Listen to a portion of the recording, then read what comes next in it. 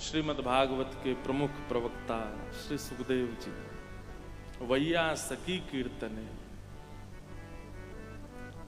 सुखदेव जी कौन है? बहुत ध्यान से सुनो। ठाकुर जी की कथा श्रवण करना, ठाकुर जी के यश का श्रवण करना, ये तो एक बड़ी बात है ही, लेकिन ठाकुर जी के यश को गाना, ठाकुर जी के यश को यथार्थ सुनाकर के सबके हृदय में कृष्ण प्रेम प्रकट करना, ये उससे भी बड़ी बात है। और ये तब तक नहीं होगा जब तक हमारी किशोरी जी कृपा ना करे। किशोरी जी कृपा करती हैं तभी कोई कीर्ति का गान कर पाता है, और वो कृपा श्री सुखदेव जी महाराज पर हुई।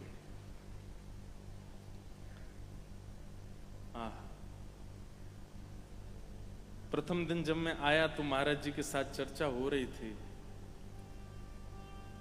और सुख और सारी का एक भाव महाराज जी को मैं सुना रहा था। बहुत ध्यानपूर्वक सुनिएगा।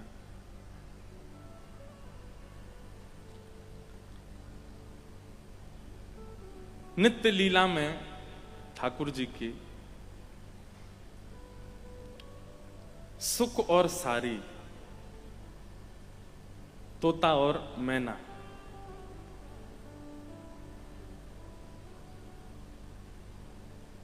हमारे वारकरी बालक सब आ रहे हैं। वो स्थान जो रिक्त है उसको सब लोग खाली कर दें, सब बालक वहां विराजमान हो जाएं। और आज इनका आना भी एक संयोग है, और कैसे संयोग है वो थोड़ी देर में पता चलेगा आपको। बोलो विठ्ठलनाथ भगवान की, रुक्मणी मैया की जय, ज्ञानदेव तुकाराम की जय।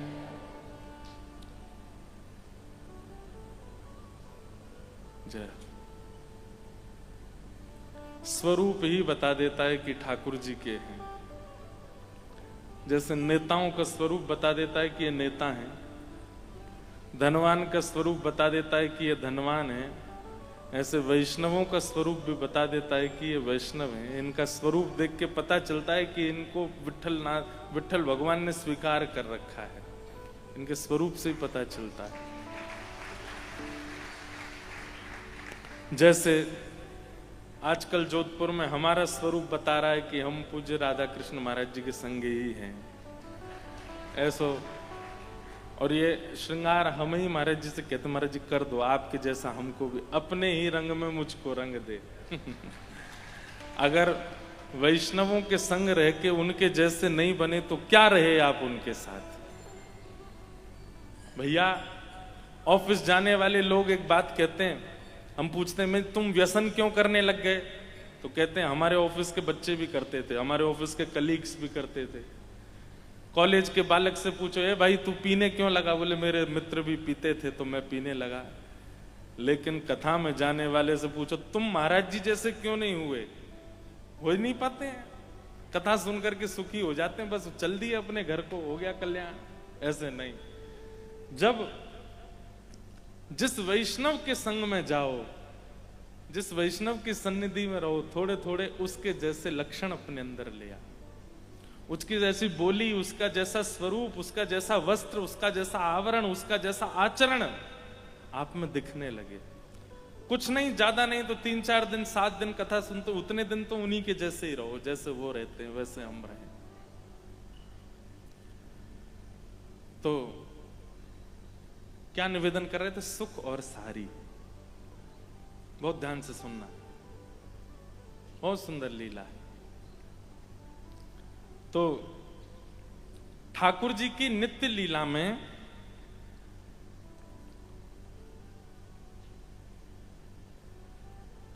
सुख और सारी,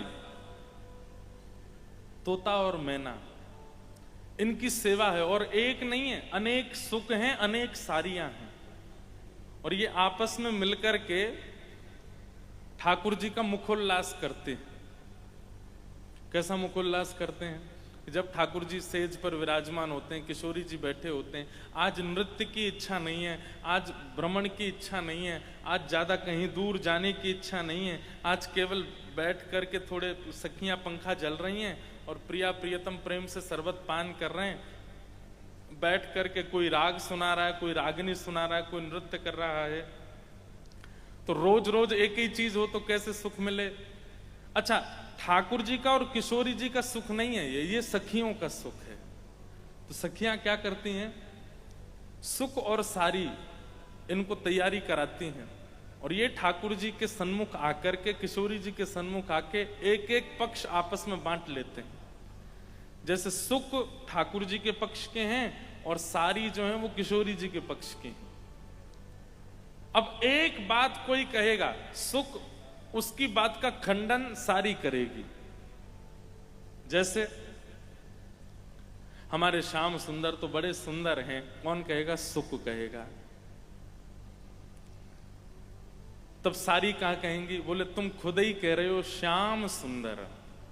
कौन है, बोले जो श्याम है। श्याम माने सूर्यास्त के बाद जो समय होता है उसको श्याम कहते हैं, संध्या कहते हैं।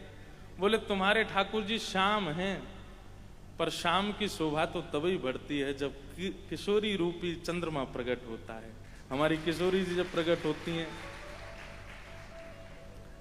अब ये बात सुख ने कही तो सारी उसका खंडन करती है। अब सारी जब कहती है कि हमारी किशोरी जी तो चंद्रमा हैं और चंद्रमा जब प्रकट होता है तभी संध्या, तभी रात्रि की शोभा होती है।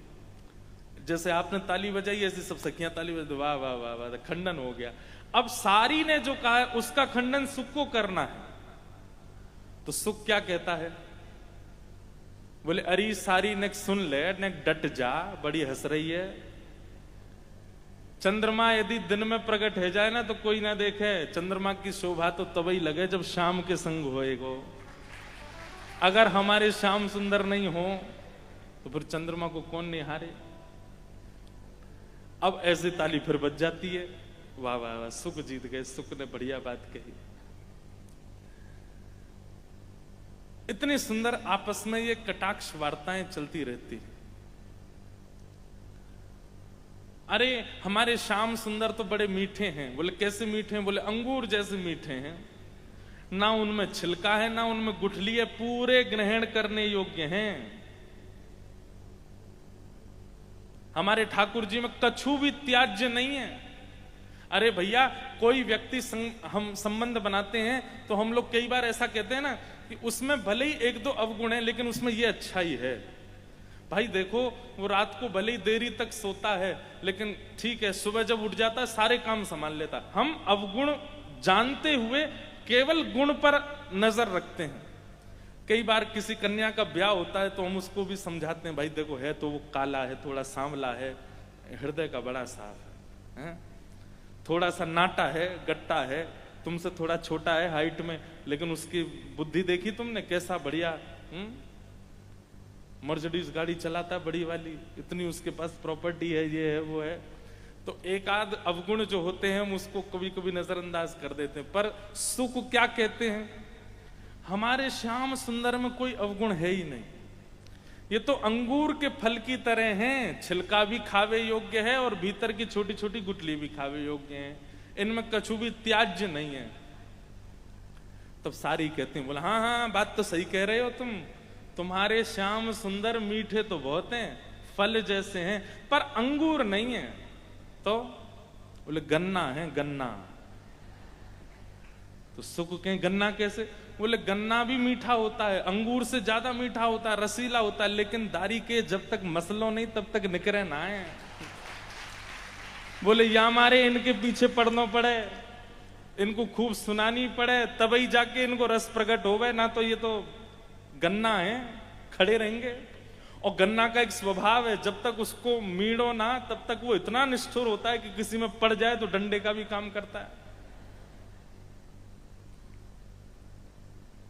तो इस प्रकार सुख और सारी का संवाद होता है, और ऐसे जैसे आप आनंदित होते। अब मैं तो क्या सामान्य अपने मुख से कितना बता पाऊंगा, लेकिन सुख सारी का ऐसा संवाद होता है कि किशोरी जी आनंद में भर जाती हैं और कभी किसी सुख को हृदय से लगा लेती हैं, कभी ठाकुर जी किसी सारी को अपने हृदय से लगा लेते। उनके भाव सुन करके एक दिन एक सुख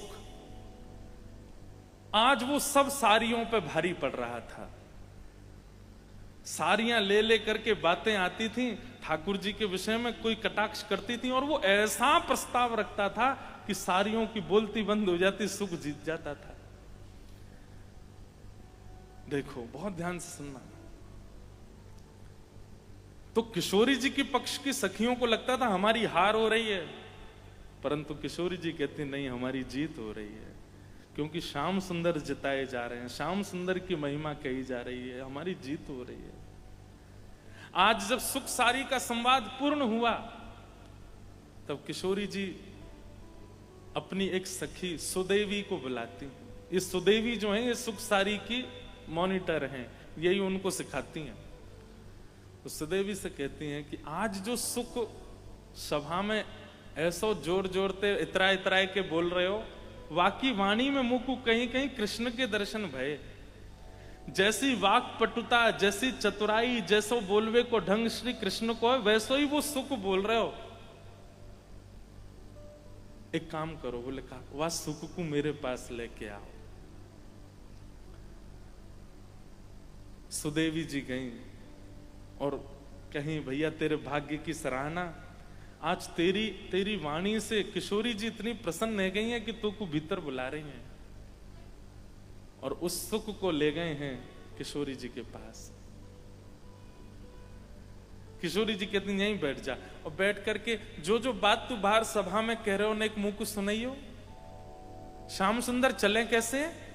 तो वो सुख कहता है ललित गति विलास वल्गुहास प्रणय निरीक्षण कल्पितो रुमान कृतमनुकृतवत्य उन्मदान्धा प्रकृति मगन के लयस्य गोपवत्व। भागवत के भीष्म स्तुति का श्लोक है। ठाकुर जी कैसे चलते हैं? वो ललित गति, ठाकुर जी की ललित गति है। ललित गति कैसे? चलते तो टेढ़े मेढ़े हैं, पर वो ऐसी ललित है कि उसको कोई देख ले, उस चाल को कोई देख ले तो पलकें झपकना भूल जाती हैं। व्यक्ति विचार करे कि मैं पलकें झपक लूं, तब भी पलकें जो कि हमारे वश में होती, हम जब चाहे उनको झपका सकते हैं, लेकिन ये पलकें भी हमारे वश से बाहर हो जाती हैं जब श्याम सुंदर चलते हुए आते हैं। व्यक्ति चाह करके भी अपनी पलकें नहीं झुका पाता, उनकी चाल ऐसी है। डोले ब्रज कुंजों में, डोले ब्रज कुंजों में, डोले श्री वृंदावन में, डोले श्री वृंदावन में, झूम के राधा रमन पाग टेढ़ी सुधरे, पाग टेढ़ी सुधरे, पाग टेढ़ी सुधरे, पाग टेढ़ी सुधरे, वापे मोती लटकन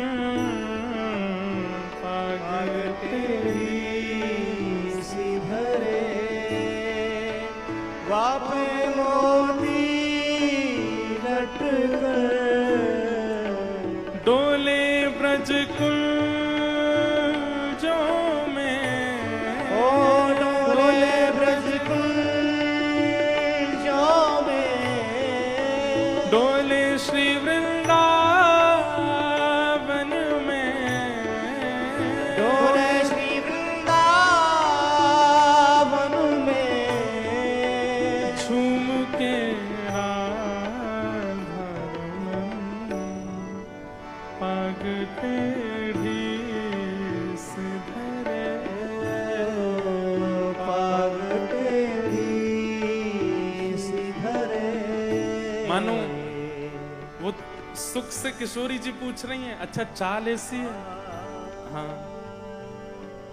कभी कभी एकांत में गऊ चराने जाते हैं तो वहां वृक्ष के नीचे बैठे बैठे श्याम सुंदर क्या करते हैं? तब वो सुख बताता है, बोले श्याम सुंदर जाते हैं और कुंज निकुंजों की सुंदर सुंदर बेल तोड़ के लाते हैं, अपनी पाग पर बांध लेते हैं, अपनी भुजा पर बांध लेते हैं, अपनी कमर पर बनमाली वेश धारण करते हैं, अपने कानन के ऊपर कर्ण फूल सुंदर सुंदर पुष्प धारण कर लेते हैं, गले में ऐसे सुंदर। किशोरी जी भाव मुद्रा में जा रही हैं और वो सुख बोलता जा रहा है, मुस्कुराते हैं तो जी उठते हैं मरने वाले, मुस्कुराते हैं तो जी उठते हैं मरने वाले, मुस्कुराते हैं जी उठते हैं मरने वाले, मुस्कुराते हैं तो जी उठते हैं मरने वाले। और मुस्कुराहट ही तेरी, मुस्कुराहट ही तेरी, मुस्कुराहट ही तेरी, मुस्कुराहट ही तेरी, करती जीते जी मरण, पाग टेढ़ी सुधरे, ओ पाग टेढ़ी सुधरे। मतलब अगर किसी की मृत्यु हो रही हो और श्याम सुंदर मुस्कुरा जाए उसको देख के, तो महाराज केवल मुस्कुराहट मात्र से जीवित हो जाए। और इतना ही नहीं, कोई बेचारा भला भाई बिल्कुल ठीक अवस्था में है, बिल्कुल भला है और चलता हुआ जा रहा है, सामने से श्याम सुंदर आ गए और कहीं जोर से मुस्कुरा गए, भली चलाई बेचारा खड़ा खड़ा कहो तो मृत्यु हो जाए उसकी। ये मुस्कुराहट का कमाल है उनकी, ऐसी चाल है, रूप है, ऐसी पाग है, ऐसे नेत्र हैं, ऐसे कर्ण हैं। किशोरी जी तो ऐसे सुख में चली गई हैं, 3 दिन हो गए हैं, आज निकुंज में किशोरी जी नहीं आई हैं। क्यों? केवल पौड़े पौड़े बैठे बैठे चलते चलते उस सुख से वार्ता कर रही हैं और उससे श्रवण कर रही हैं। ललिता विशाखा कहते हैं, हे श्यामाजू निकुंज में पधारो ना। अरे तू सुन तो, ये कितना सुंदर भाव बताता है। बोले अरे जिसको तुम सुन रही हो किशोरी जी, वो प्रत्यक्ष विराज रहे हैं, निकुंज में चलो ना। बोले प्रत्यक्ष में ये 2 नेत्र कितना देख पाएंगे, ज्यादा से ज्यादा मुखमंडल का दर्शन कर लेंगे, ज्यादा से ज्यादा हस्तकमल देख लेंगे, ज्यादा से ज्यादा पीतांबरी देख लेंगे, लेकिन ये सुख तो सर्वांगीण कृष्ण का वर्णन कर देता है। इस वर्णन में मुझे बहुत सुख मिल रहा है।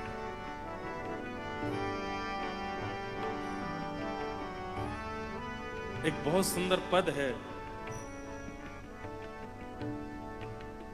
तरवर छाओ तीर यमुना के, तरवर छाओ उसी ताल में, यमुना के, तरवर छाओ तीर यमुना के, तरवर छाओ तीर यमुना के, सुआ पढ़ावत डोले, सुआ पढ़ावत डोले। सुआ मतलब तोता। अब ये छवि तो नेत्र बंद करके अनुभव करने की। तरुवर छाओ तीर यमुना के, सुआ पढ़ावत डोले। अपने हस्त कमल के ऊपर यहाँ किशोरी जी तोता को बैठा लेती हैं। कभी वो कंधे पे आके बैठ जाता है, कभी वो शीश पे आके बैठ जाता है। जहां उसको स्थान मिलता है वहां आके बैठ जाता है, और किशोरी जी उसको पढ़ा रही हैं। कभी वो किशोरी जी को कुछ सुनाता है, किशोरी जी फिर उसको पढ़ाती हैं। बहुत सुंदर वर्णन है। तरवर छाओ तीर यमुना के, तरवर छाओ तीर यमुना के, सुवा पढ़ावत डोले, सुआ पढ़ावत डोले, हाँ सुवा पढ़ावत डोले, सुआ पढ़ावत डोले, रूप राशि यह कुंवर किशोरी, रूप रास है कुंवर किशोरी, रूप राशि यह कुंवर किशोरी, रूप रास है कुंवर किशोरी, मोहन हंस हंस बोले, मोहन हंस हंस बोले, हाँ मोहन हंस हंस बोले, मोहन हंस हंस बोले, तरवर छाओ तीर यमुना के, तरवर छाओ तीर यमुना के, सुआ पढ़ावत डोले, सुआ पढ़ावत बोले, सुआ पढ़ावत डोले, सुआ पढ़ावत डोले। अब सामान्य निकुंज की बात यदि करें तो निकुंज में तो किशोरी जी सुआ को मतलब तोता को ठाकुर जी के भिन्न भिन्न नाम याद कराती हैं। बोलो मधुसूदन तो तोता बोलता है मधुसूदन, बोलो मोहन तो बोलता है मोहन, बोलो मुरारी तो कहता है मुरारी। जो जो नाम किशोरी जी याद कराती हैं सब याद कर लेता है। लेकिन निवृत्त निकुंज की लीला में किशोरी जी क्या पढ़ा रही हैं? जब शाम सुंदर रात्रि में पौड़ जाते हैं तब तू खिड़की पर जाके बैठो कर, उनके रूप रंगों को दर्शन करो कर, और दूसरे दिन आके मुझे बताए कर रात में कैसे करवट ले में, कैसे उबासी ले में, सवेरे उठ के कैसे अपनी आंख मीड़े, कैसे अपनो श्रृंगार करें। जब स्नान करवे जामे तब जाके दर्शन करियो। जब जल की तरंग नील वर्ण श्याम सुंदर पे पड़े वो जल कैसो दिखाई देवे, तू देखियो जाके। यशोदा मैया केशन की कैसी गूथ बनाए करके ठाकुर जी की शिखा बनावे, कैसे लाला को श्रृंगार करे, गले में कौन सो हार धारण करावे। ठाकुर जी जब प्रसाद अरोगे वहां में कहा पामे, कैसे पामे, मुख कैसे चलावे, सब देख के मुझे बताए कर। निवृत्त निकुंज में तो किशोरी जी का एक प्रकार से दूत है सुख, जिसको बेचती हैं, जाओ जाकर के देख के आओ ठाकुर जी कैसी लीला कर रहे हैं, और आके मुझे बता दियो चुपचाप। क्यों? प्रेम का स्वरूप है। प्रेमी के आगे उसकी ज्यादा बातें या ज्यादा प्रशंसा ना की जाती है ना सुनी जाती है। प्रेमी के आगे तो दूसरा प्रेमी रूठा रूठा सा ही रहता है। प्रेमी अगर कुछ कहे भी तो उसकी बातें अनसुनी सी करता है कि ज्यादा सिर पे चढ़ नहीं जाए। लेकिन 24 घंटा जो चिंतन चित्त में चल रहा है उसकी पूर्ति कैसे हो, इसलिए किशोरी जी सुख को पढ़ाती हैं। देख के आ, अब क्या कर रहे हैं, देख के आ, चलते कैसे, देख के आ, मटकते कैसे, देख के आ, बोलते कैसे। और जब वो सुख आकर के बताता है और कर्णरंध्र से किशोरी जी सुनती है, नेत्र बंद हो जाते हैं। नहीं तो प्रिया जो लीला में बिना श्री कृष्ण के कैसे रह सकें। ये सुख ही सुना सुना करके लीला ठाकुर जी की किशोरी जी को सुख दे रहा है। यह है कीर्तन भक्ति, जहां एक क्षण भी अपने प्रियतम की लीला सुने बिना, उसके भाव सुने बिना रहा ना जाए। दर्शन को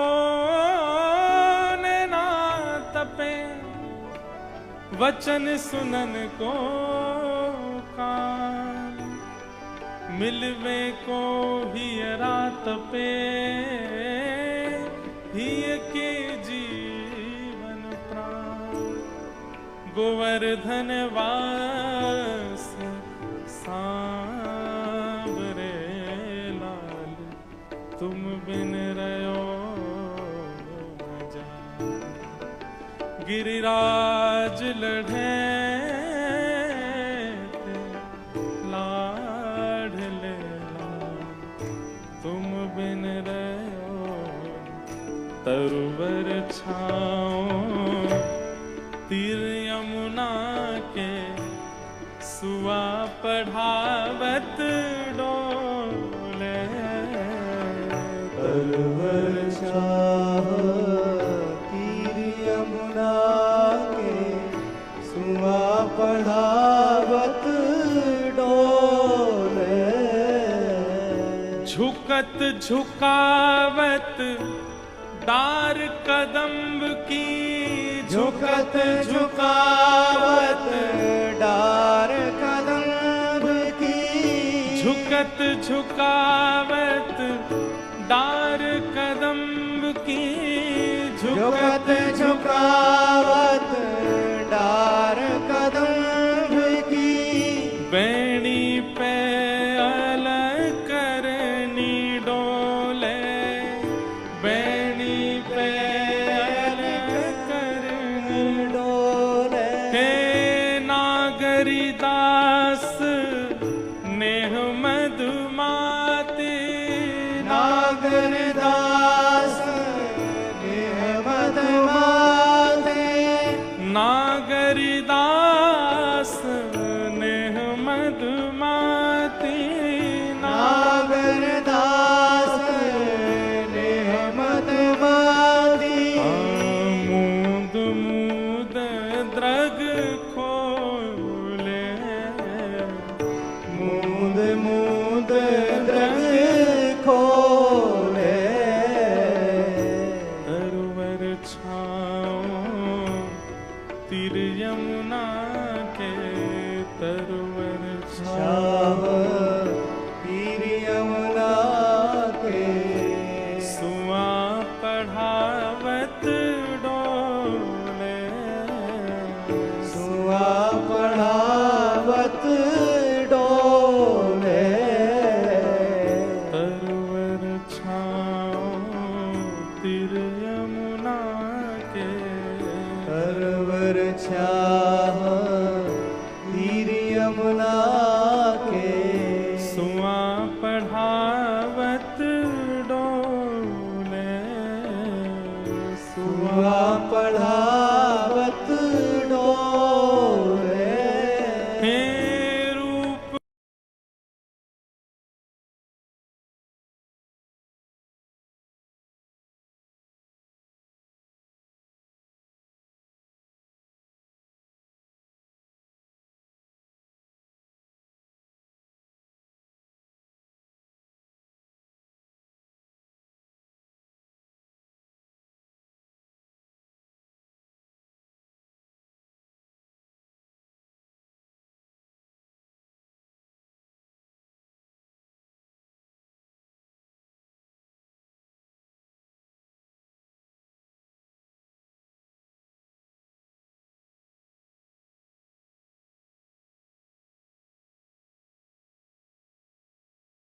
तरुवर छाओ तीर यमुना के, तरवर छाह तीर यमुना की। तरुवर छाओ तीर यमुना के, सुआ पढ़ावत डोले। परम सौभाग्य हमारे मध्य हरिद्वार श्री भगवत धाम से पूज्य महाराज जी जिनका खूब स्नेह आशीष हम सबको प्राप्त होता रहता है, ऐसे परम पूजनीय प्रातः वंद पूज्य श्री स्वामी विवेकानंद जी महाराज हम सबके मध्य पधारे हैं। महाराज जी को बारंबार प्रणाम। साथ ही हमारे छोटे महाराज जी भी पधारे हैं, उनको भी बारंबार वंदन, बारंबार प्रणाम। महाराज जी कह रहे हैं छोटे कहाँ हैं? मस्त राम बाबा जय। हमारे महाराज जी से भी पहली बार मिलन जोधपुर में ही हुआ था। श्री राम जानकी विवाह महोत्सव सत्संग भवन जोधपुर में, बहुत समय हो गया उसको भी, 5-6 वर्ष तो हो गए। तभी पूज्य हमारे गोवत्स महाराज जी ने महाराज जी से पहली बार भेंट कराई। आज पूज्य महाराज जी पधारे, उनको बारंबार प्रणाम। तो भैया नेक ध्यान ते सुनियो और मुझको क्षमा करियो अगर मैं ज्यादा लीला के भाव में प्रवेश कर जाऊं, क्योंकि यहां में क्षमा करने वाली कोई बात तो है नहीं, आपके लिए तो सौभाग्य है। लेकिन ये सुख सारी, और वो सुख इतना सुख देता है किशोरी जी को कि किशोरी जी का नित्य सुख है श्याम सुंदर के साथ रमण करना, निकुंज में जाना। लेकिन जब ते ये सुख आयो है तब ते किशोरी जी निकुंज में जाती हैं पर जल्दी वापस आ जाती हैं। क्यों? अब सुख से जाके सुनेंगी। ये बात स्थित है कि प्रियतम से प्रत्यक्ष दर्शन में सुख मिलता है, पर प्रियतम की चर्चा उसकी अप्रत्यक्षता में, उसकी अनुपस्थिति में श्रवण करना वो बहुत सुख देता है। कथा वही है, कीर्तन भक्ति वही है।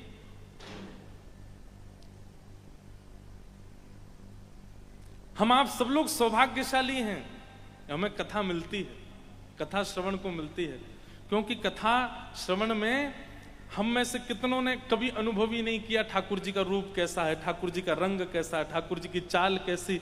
लेकिन हम सब से पूछा जाए तो हम सबको पता है ठाकुर जी की चाल ऐसी है, रंग ऐसा है, रूप ऐसा है, श्रृंगार ऐसा है, पीताम्बरी ऐसी है, हस्त कमल ऐसे हैं, चरण कमल ऐसे हैं, चरणों में इतने प्रकार के चिन्ह हैं, चरणों की आकृति ऐसी है। हम भले ही प्रत्यक्ष नहीं मिले, लेकिन प्रत्यक्ष मिलने वाले को इतना नहीं पता होगा जितना कथा सुनने वाले श्रोताओं को पता होता ठाकुर जी कैसे हैं।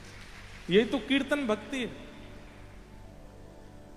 यही तो कीर्तन भक्ति का स्वरूप है। और क्षमा करें, कीर्तन भक्ति जब चित्त में प्रविष्ट हो जाती है ना, कीर्तन मतलब कथा कहने वाला। कल की भक्ति में आप लोग थे, आज की भक्ति में मैं हूं, परंतु आज की भक्ति में भी आप ही प्रधान हो। क्योंकि कीर्तन जो सुना गया है वो सुनकर के उसका जो चिंतन चल रहा है मन में, वही कीर्तन की स्थिति को प्रकट करेगा। मैंने बोल दिया, आपने सुन लिया, चले गए, मैं अपने काम आप अपने काम, कोई फर्क नहीं पड़ा। महाराज उस दिन कथा सुनी, जानिएगा कि कथा से जाने के बाद भोजन नहीं कर पाए, कथा से जाने के बाद सो नहीं पाए, कथा से जाने के बाद बैठ नहीं पा रहे हैं, तब जानिए कि आज कीर्तन भक्ति प्रकट हुई है। ऐसी व्याकुलता चित्त में कभी कभी होता है। अब कहां हुआ, कैसे हुआ, मैं तो अपना नहीं बताऊं, प्रकट नहीं करना, पर कई बार ऐसा हुआ कि कोई प्रसंग ऐसा मंच से कहा गया, उसके बाद किसी से मिलने की इच्छा नहीं, कुछ पाने की इच्छा नहीं, कुछ खाने की इच्छा नहीं, किसी कहीं जाने की इच्छा नहीं।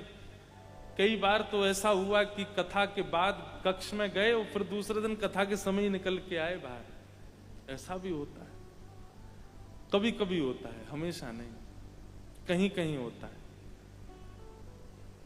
वही कीर्तन स्वरूप है। ठाकुर जी ने मन में विचार कियो, किशोरी जी ने आजकल निकुंज में लीला को समय बड़ो कम कर दियो है, बात क्या है। ठाकुर जी ने विचार किया क्या हुआ है।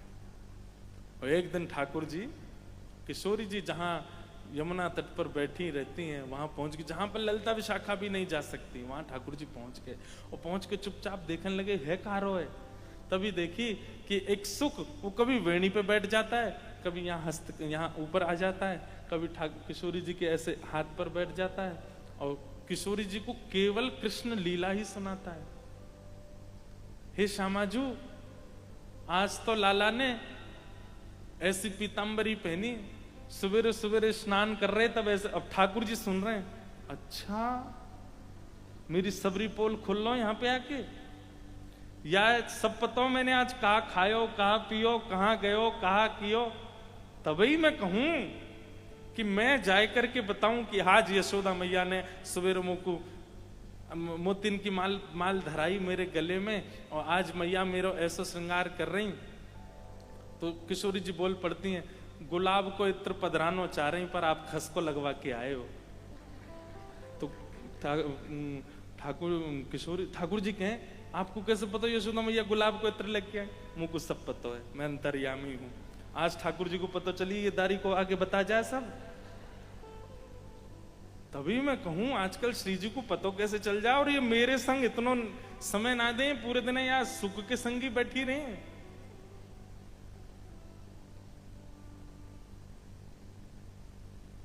तब ठाकुर जी ने भी उस सुख के भाव सुने और उस सुख के भाव सुन करके, और जब देखते हैं कि किशोरी जी पढ़ाती हैं, किशोरी जी उसको सुनाती हैं, किशोरी जी कभी कहीं वो गलती कर देता है तो किशोरी जी उसको सुधारती हैं। ठाकुर जी बोला, इतना निपुण हो चुका है, इसकी आवश्यकता तो इस संसार को है, इसकी आवश्यकता तो इस पृथ्वी को है। कलिकाल में अगर यही सुख जाए और पृथ्वी पर जाकर के हमारे भाव का प्रचार प्रसार करे तो इनके भाव से कितने जीवों का कल्याण होगा। तब वही सुख।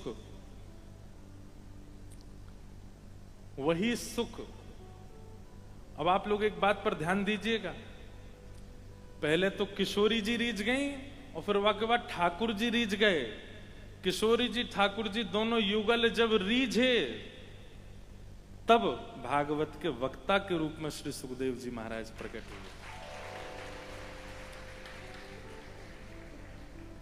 हुए। वक्ता बनना बहुत सामान्य बात नहीं है।